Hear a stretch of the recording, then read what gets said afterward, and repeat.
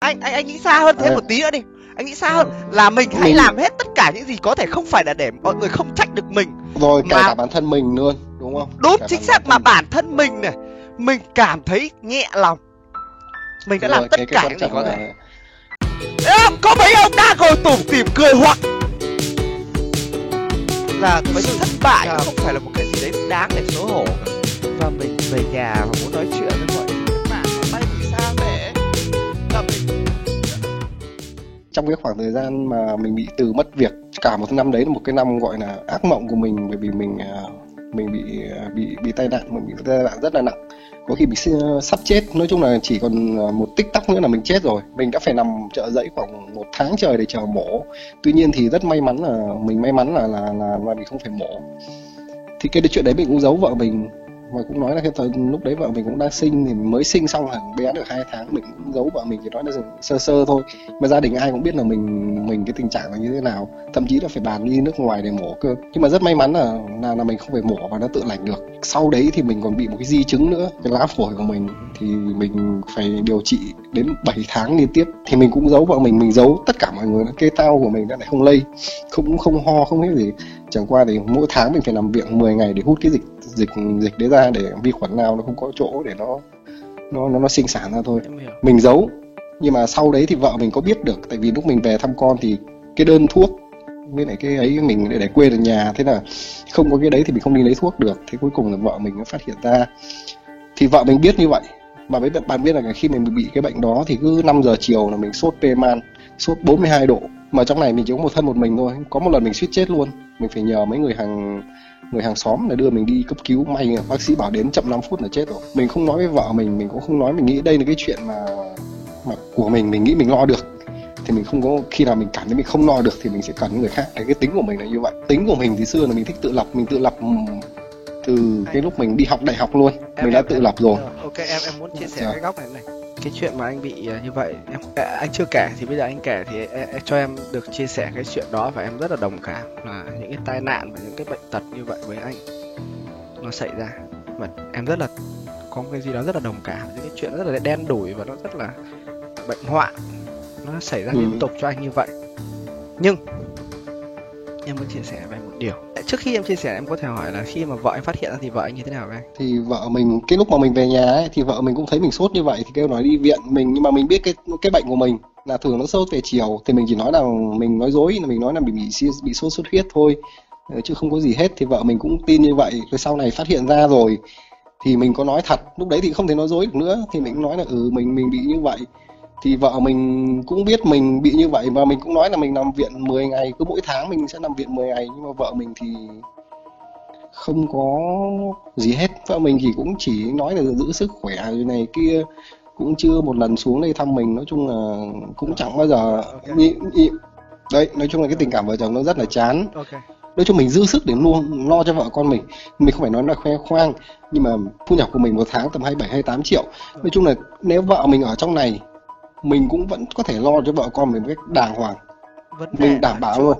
Vấn đề ở chỗ cái mà vợ anh, con anh cũng như là nhà ngoại bây giờ đang yêu cầu, bằng một cách nào đó anh phải chấp nhận thực tế cơ, thì góc nhìn của anh nó sẽ khác. Theo thực tế của Bill, tại vì Bill chưa hiểu, có thể Bill đang hiểu theo một cái khía cạnh khác. Đó là người ta đưa ra những cái lý do đấy không phải là những cái lý do mà để người ta, chỉ là một cái lý do giống như cả người ta không muốn cho vợ con mình xuống đây. Mình cũng có thể nói thật với Bill luôn, trong nhà đó thì vợ mình là con kiểu là con gái mà lại con út, thế nên là trong nhà thì được cưng chiều như kiểu là vậy thì em sẽ chia sẻ góc nhìn thực tế của em nhé. Thì người ta, cái ý của người ta ấy là không muốn cho con với vợ mình đi ra khỏi cái đất đó. Đấy là cái mục đích cuối cùng, chứ không phải là cái chuyện mình có lo được cho vợ mình, con mình hay không. Còn những cái lý do kia chỉ là những lý do người ta đưa ra, và người ta không cho mình chứng minh. Còn cái chuyện mà vợ con mình có xuống hay không, mình chưa bao giờ mình đòi hỏi. Mình cũng chưa bao giờ nói là, mình luôn nói với vợ mình, em cảm thấy sống ở đâu thì tốt thì em ở, đúng không? Em cảm thấy muốn theo anh thì em theo. Còn nếu mà không được, anh nói thế thì nó lại càng không đi đến đâu cả. Nếu mà trước khi em chia sẻ cái thực tế của em, cái góc nhìn thực tế của em ấy, thì em sẽ chia sẻ nào. Đã là vợ chồng mà ngủ 2 phòng khác nhau trong một căn nhà, theo em là đã không được. Gia đình em sau này em lấy vợ, có đánh cãi chửi nhau, có khác nhau về quan điểm mẹ gì cũng được, Nhưng tối kể cả nó xoay đít vào mặt em, nó ôm cũng được, nhưng nó phải nằm trên giường của em hay em phải nằm trên giường của nó. Em sẵn sàng nó... bảo là đây là giường của em, anh đi ở chỗ khác nằm. Không, ok, giường của em đã từng trải qua rồi. Rồi ý của Bill là tóm lại có ý là Bill là vợ chồng nó xa nhau đã không được rồi. Đúng. Chứ đừng nói cái chuyện mà. Nên đúng là không? Khi anh nói ý là của Bill là như vậy. Khi anh nói là ý em thế nào cũng được, không được. Mình chỉ day dứt về đứa con. Nói thật mình chỉ day dứt về đứa con. Ok, vậy clear rồi. Vậy là anh muốn ly dị đúng không? Cả hai người cùng muốn, cả gia đình vợ cũng muốn luôn. Bây giờ là cả em đang cả hỏi anh, em đang hỏi anh cơ mà. Em đang hỏi anh là thực tế bây giờ này, anh tự tin anh khẳng định là anh muốn ly dị thì là anh muốn ly dị. Đúng rồi, mình muốn ly dị. Anh nhớ lúc đầu buổi nói chuyện em nói với anh điều gì không? Có, Bill có nói mình là phải nghĩ xa hơn một chút. Không. Ngay lúc đầu em nói với anh, thứ nhất em sẽ thể hiện quan điểm cá nhân. Thứ hai, mục đích của em là để gia đình đầm ấm lại với nhau. Nếu bây giờ anh đã nói là anh muốn ly dị, chị cũng vậy, thì vợ mình thì bây giờ thời điểm hiện tại thì lại không muốn. Vợ mình không muốn, vợ mình cũng có ý định xuống dưới này. Tuy nhiên vợ mình này với gia đình vợ đặt ra một cái điều kiện nó kiểu như vậy. Nói chung chưa nói về cái chuyện mà mình có đáp ứng được hay không. Nhưng mà theo Bill có muốn cái biết là mình có no được cái đấy hay không không? Rồi, cái em hỏi ở anh là anh bây giờ anh muốn cái gì? Bây giờ anh với vợ anh như thế nào? Bây giờ anh muốn gì ở vợ anh nào? Bây giờ ấy, thực sự là có những thời điểm mình suy nghĩ như này, nhưng mà có thời điểm mình suy nghĩ ngay tại bây giờ thời điểm này. đúng, ngay bây giờ thì mình vẫn muốn là đưa vợ con mình xuống này, cho cái cuộc hôn nhân của mình một cái cơ hội. Đấy là cái thời điểm bây giờ xé lẻ ra, anh cứ bình tĩnh, anh bình tĩnh không? Anh bình tĩnh để anh. Rồi ok. Anh nhớ lại tất cả quãng thời gian anh với chị yêu nhau. Từ lúc mà anh nhớ lại cái cảm giác lúc đầu tiên anh cảm thấy nhớ chị, thương chị. Anh nhớ lại cái cảm giác đầu tiên anh ngỏ lời với chị đồng ý hay như nào. Anh nhớ lại cái lúc mà anh đến nhà chị ấy bị xua đuổi như thế nào mà chị vẫn chấp nhận ở bên anh như thế nào. Cả một tuổi thanh xuân của chị, cho đến khi anh làm ăn không được, chị về nhà bị gia đình nói như thế nào. Bị gia đình nói đấy, ta nói mày rồi ABC, rồi chị phải đẻ ở đó. Đứa con sinh ra chị không có thời gian chăm sóc, chị phải đi làm kiếm tiền như thế nào. Anh có nhớ đúng không? Đúng rồi, mình có nhớ. Em hỏi tiếp này. Anh phải bình tĩnh. Em đã lắng nghe câu chuyện của anh rồi đúng không? Thì bây giờ anh cũng phải từ từ lắng nghe câu hỏi của em đã chứ. Cả một thanh xuân của chị và cả một thanh xuân của anh, để đến giây phút này như thế này, có đáng không? Nói thật ra là không đáng. Mình rồi cứ bình tĩnh rồi. Từng câu hỏi một. Anh đã làm hết tất cả những gì có thể để cho nó bị không đáng như thế này chưa? Mình nói với Bill là mình đã làm, nói chung là bây giờ mình cảm thấy mình đã làm hết sức có thể, từ cái bên ngoài kiếm tiền rồi đến bạn lúc mà tại sao mình kể cái đoạn mà mình về nhà mình biết là phải cắn, mình biết Bill phải hiểu là cái tính của mình ấy là tính của mình rất là ok, sắp xếp lại những câu hỏi. Ok, tạm dừng câu hỏi đấy, bây giờ về góc nhìn thực tế của em này. Thực tế của em trong cái chuyện này là gì? Nhà họ không thích anh, nhà họ còn hận anh ở đằng khác. Và không phải bây giờ mới hận, mà hận bao nhiêu năm nay rồi, hận từ lúc mà hai người yêu nhau cơ. Tại sao hai người còn cố gắng lấy nhau làm gì? Bây giờ đây là những gì anh hỏi em ạ. Piu không hiểu, Piu đã cố gắng lái đi đâu đấy để không cố gắng hiểu cho anh này kia. Vậy bây giờ những gì em nhận ra này, thực tế từ đầu em hiểu, nhưng em vẫn nghe này, vẫn cố gắng chia sẻ với anh này, là nhà họ đéo thích anh một tí nào luôn. Đến nhìn mặt anh còn đéo muốn. Thì tại sao đến nhìn mặt còn đéo muốn thì làm sao lại muốn nhìn những việc anh làm? Đấy là cái chuyện sai lầm nhất trong cái cuộc đời của mình. Bây giờ mình nghĩ lại nó rất là sai lầm, bởi vì đã không muốn thấy mà bây giờ lại muốn chứng minh. Tao còn không muốn thấy mày cơ, chứ đừng nói việc mày làm gì. Đúng, Bill nói vậy là Bill hiểu vấn đề rồi đấy. Nhưng mà cái chuyện như thế này, anh bây giờ khi em nói ra vấn đề góc nhìn quan điểm thực tế của em chưa nói hết thì anh lại bảo là bây giờ hiểu rồi. Nếu anh phải nghe hết một cái, nếu em đang cố gắng hỏi, đã cố gắng động viên, đã cố gắng chia sẻ cho anh để anh hiểu cái gì em đang làm. Anh đã bảo anh không hiểu, thì bây giờ em đang nói những cái em hiểu thì anh phải để cho em nói hết. Tiếp theo này, họ đã đéo thích, họ đã hận rồi. Con gái họ đẻ thì mẹ mày dắt ra, nuôi ăn học lớn lên, đã đéo thể đi một con đường mà họ muốn rồi. Ok, họ không những hận mà bây giờ họ còn thù là đằng khác. Tiếp tục, nhưng tao cắn răng chịu đựng vì tao không nói được con tao, nên bây giờ coi như tao chấp nhận chuyện này. Đã thế, đến khi lấy được nhau về, không? Đến lúc nó trẻ, nó chừa đẻ, nó còn đéo được đẻ một cái chỗ mắt, hiểu không? Nó phải về quê. Mà về đâu? Từ Sài Gòn phải về Đắk Lắk. Từ Sài Gòn, đừng nói là phone đẹp, quần áo này kia, đi vào lúc đẻ nó đẻ ở đâu mới là được một cái quan trọng.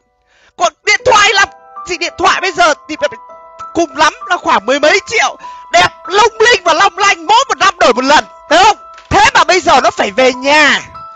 Chồng mày đâu? Bảo lên đây thăm á, xin lỗi luôn, đi mẹ mày, nếu như mà nó có điều kiện, nếu như mà nó đi mẹ mày thương yêu mày, nó phải rước cả cái nhà ngoại này xuống chăm mày ở dưới Sài Gòn, ở trong bệnh viện đi mẹ mày, gọi là Việt Phát, Vinmec. Nếu có điều kiện nữa bảo thương yêu mà lo được thì mẹ mày, tao hận mà đến thế bây giờ muốn chứng minh với nhà tao, tao không muốn nhìn, vì sao? Tao rước cả đi mẹ cụ tổ của nhà ngoại xuống, không nhìn cũng phải nhìn, vì sao? Đây là cháu tao. Vậy mà mày lại còn phải để đi mẹ mày nó về tận nhà tao, hiểu không? Bố mẹ bây giờ là phải nuôi cháu mày. Tiếp tục chưa hết, mày bảo là về thăm á, mày bảo là cái gì? Về đây tổ chức thôi đôi khóc này kia. Đúng, tao bây giờ ngu dốt rồi, tao già rồi, làm sao tao dạy được con mày? Chính xác là như vậy. Thế nhưng tao già rồi, đấy là thực tế. Đầu óc ta làm sao mà nhanh nhạy được bằng chúng mày? Đấy là điều đéo thể thay đổi được. Mày hay, mày giỏi, mày đói con mày xuống, nhưng sao mày còn đéo đoán được công ăn việc làm đâu? Ok, mày vẽ hiu vẽ vượn tao đéo cần biết. Thôi được rồi, bây giờ nhìn vợ mày nó đi kiếm tiền, đi phải lấy chồng rồi, mới đẻ một đứa con, bảo 6 tháng mới dứt sữa, đi phải nó muốn thế à? Chả có một người đàn bà nào muốn phải vất vả, phải lúc nào cũng lăn lộn chỗ này chỗ kia cả. Vừa đẻ con xong phải bán hàng online, ơi với thằng này, ơi với con kia. Ở nhà thì áp lực bố mẹ. Bao nhiêu năm yêu nhau, bao nhiêu năm quấn quýt nhau, đi phải mà tổ ta đã chửi mày rồi, mày không thông được não, bây giờ mày thấy khổ cho con. Chửi như vậy thôi nhưng trong lòng đau lắm, chua lắm, xót không chỉ cho con mà xót cả cho cháu. Thế xong rồi, ok, thôi được rồi, chấp nhận mày ở dưới đấy ăn làm ăn đéo được. Về đây thì cho hai đứa thì phải chăm lo cho nhau. Một đứa kiếm được tiền thì một đứa phải lo nội trợ, đấy là chuyện bình con mẹ đã thương. Không cần phải nói là mày làm nội trợ hay không. Đi mày không nấu, vợ mày thì bận, thế thì ai nấu cho mà ăn? Lấy cái gì đổ vào mồm? Rồi tiếp tục. Rồi ok, thì phải mấy hôm nó đi làm nó cũng căng thẳng, đúng hôm nó căng thẳng thì ông này ông cũng ngã ngửa ra nói chứ, thì đã hàng ngày cực khổ, bây giờ chồng nói là thế mới là đàn bà, thế mới là phụ nữ, người ta mới là mỏng manh, người ta mới là dễ vỡ, người ta mới là động vào chạm tự ái. Thì bố mày sách thì tại sao bố mày không về nhà với bố mẹ bố hả? Tại sao bố mày phải ở đây với thêm một phút nào với mày? Mày không thấy bố mày khổ lắm rồi à? Bởi vì sao? Thế mới là phụ nữ. Nhà họ ngay đấy, nhà bố mẹ họ ngay đấy, họ đéo về thì họ đi đâu? Họ vác mẹ con nhỏ họ đi đâu bây giờ? Chỉ còn về nhà. Mà về nhà sao? Sẽ khóc lóc, sẽ nài nỉ, sẽ này kia. Thì ông bà già sao? Ông bà già ngoại sao? Thì phải điên con mẹ nó lên. Không? Bao nhiêu năm thì nó dồn lại, thì phải bây giờ đây là cơ hội cuối của chúng mày. Chúng mày không làm được. Đứa con mẹ nó chỉ muốn sặc chửi rồi. Chẳng lẽ lại sang con ơi, làm sao hai đứa lại như thế? Chuyện trên mây à? Anh bảo anh bay bổng, cái chuyện đấy đéo bay bổng, đấy là cuộc sống gia đình của con của họ, cháu của họ cơ mà. Ok, tiếp theo anh bảo là anh dỗi. Đương nhiên người ta phải nói kháy, bởi vì sao? Người ta đéo thể chửi anh được. Bởi vì sao? Chửi anh là làm tổn thương con gái họ, dù sao vẫn là vợ chồng. Bảo là đúng là người đàn ông mà không lo được cái máy giặt. Bởi vì sao? Chẳng lẽ lại bảo là con ơi, con ra con mua máy giặt cho vợ con đi. Như thế anh còn đau hơn. Anh không nghĩ đến người ta nói câu đấy à? Bởi vì sao? Người ta mà nói thế, người ta còn không coi anh là con rể nữa cơ. Bởi vì sao? Con rể thì mới nói kháy. Chứ sao? Con ơi, chỉ có nói cái giọng đấy với người ngoài thôi. Ok, rồi anh xuống, bây giờ anh lại viết đơn ly dị, anh quăng con mẹ nó về nhà. Đéo cần biết là như thế nào cả. Anh khổ, anh đau, anh bệnh tật, anh nhiều thứ. Thế thì phải con tôi nuôi bao nhiêu năm đéo đau khổ à? Thì bây giờ phải có một chút điều kiện. Hiểu không? Điều kiện là sao? Để giằng giữ nhau, để mà tiếp tục nói chuyện. Chứ còn nếu thật sự anh muốn ly dị ấy, cũng nhà người ta cũng chả làm gì được. Còn nếu thật sự người ta muốn ly dị ấy, đủ má cũng chả cần phải ly dị. Anh ở dưới đấy, nó ở trên này, con hai người vẫn nuôi bình thường cơ mà. Anh lấy quyền gì rằng con người ta? Chả có quyền gì hết. Ra tòa bây giờ với năng lực tài chính, với tất cả những chuyện gì xảy ra, em hứa với anh luôn, nếu như mà anh không tin em ra tòa ấy, quyền nuôi con vẫn thuộc về người vợ. Rồi xong. Đấy là nếu anh bảo em chưa hiểu, đấy là góc nhìn thực tế của em về cái chuyện này. Còn ấy, không phải là gia đình họ không cho anh cơ hội, không phải là vợ anh đéo còn muốn tình cảm với anh nữa. Đừng nói là không ôm ấp, không chia tay này kia. Anh ơi, em từ Úc về, em bỏ tất cả mọi thứ từ Úc về. Buổi tối cuối cùng em cũng không được một cái nắm tay anh ạ. Nhưng ngày hôm sau vẫn đưa ra sân bay. Ok, về đây chỉ một tháng rồi, kêu chia tay này kia, vẫn cố gắng níu giữ nhau. Thế thì mới là phụ nữ chứ anh. Mục đích của em nói ngay từ ban đầu rồi. Em muốn gia đình anh lại êm ấm. Em muốn cô dù chỉ là một chút hy vọng thôi, một chút cố gắng của em thôi. Nếu như có thể, hai vợ chồng của anh, đứa con của anh, nó lại có một cái mái ấm gia đình, không cần biết ở đâu. Em cảm thấy như thế, em làm được một cái gì đấy nữa. Em đúng, em điên, em hấp.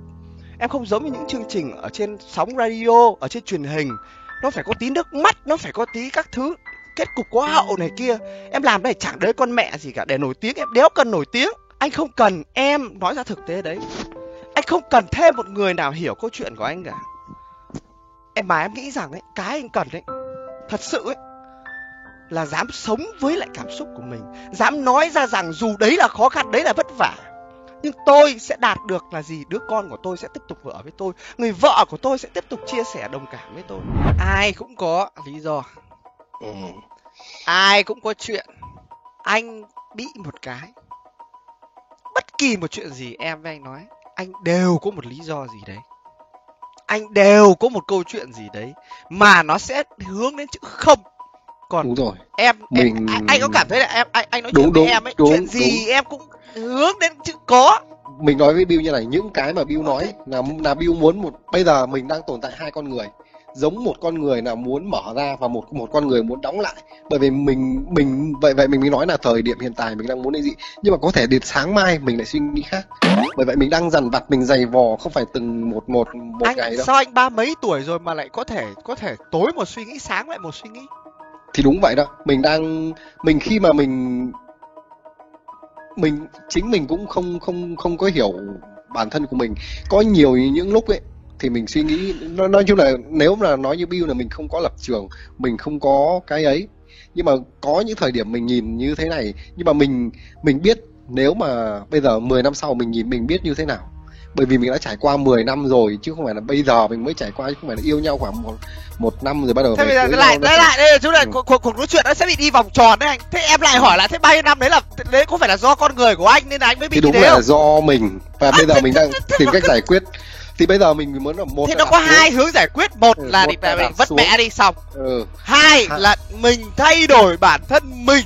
Mà bản thân mình lại còn không biết được nó như thế nào nữa, thì làm sao anh lại mong người ta tin anh? Anh sao anh buồn cười, anh vô cùng buồn cười, anh vô cùng hấp và anh vô cùng khó hiểu. Đúng anh rồi, nói là anh nói là anh không kiểm soát được bản thân anh, nhưng anh lại muốn một người phụ nữ đã dành cho anh 10 năm, một gia đình già đời đến 60-70 tuổi, tin vào một người đàn ông còn không biết sáng mai nghĩ gì và muốn gì. Em cảm thấy anh phải đến khi nào anh mới đủ bản lĩnh để nói rằng đây là tôi sẽ như thế này, tôi sẽ tốt hơn, tôi sẽ không phải tốt hơn, tôi sẽ thay đổi, tôi sẽ đây là ý tôi muốn, đây là điều tốt đẹp tôi muốn.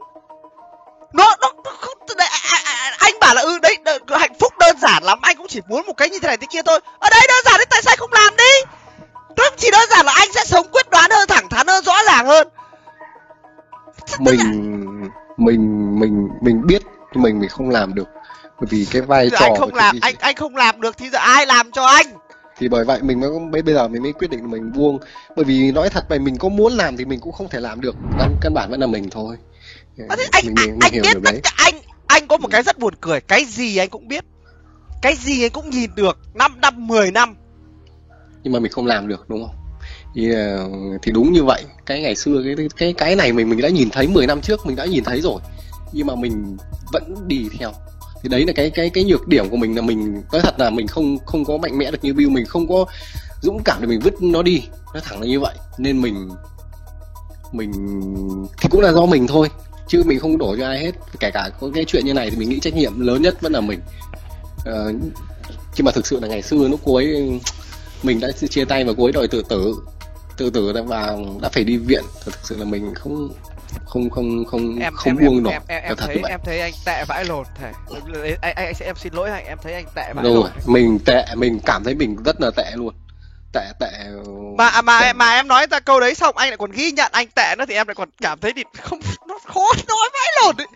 Tại sao anh có thể 1 phút thôi, anh có thể 1 phút thôi copy giống em này, copy những gì em nói này, anh gạt, anh không nghĩ cái gì, em chỉ cần copy giống em này. Mình, anh nói đi. Mình đâu rồi? Thực sự bây giờ mình chỉ muốn buông, mình quá mệt mỏi cái chuyện này, sự như vậy. Đó.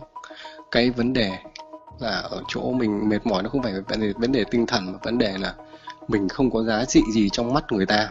Góc nhìn của anh và góc nhìn của em rất khác nhau. Em sẽ không thể giải thích được hơn nữa. Em đã nói tất cả những gì có thể trong show này.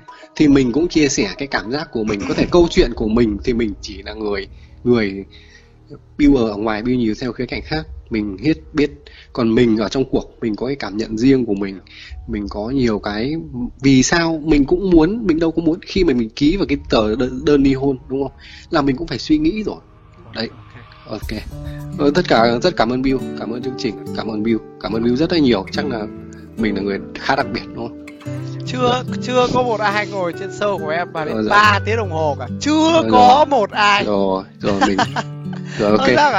Cảm ơn anh rất là nhiều, và sẽ chúc anh sẽ có những cái quyết định sáng suốt và đúng đắn trong cuộc đời của mình.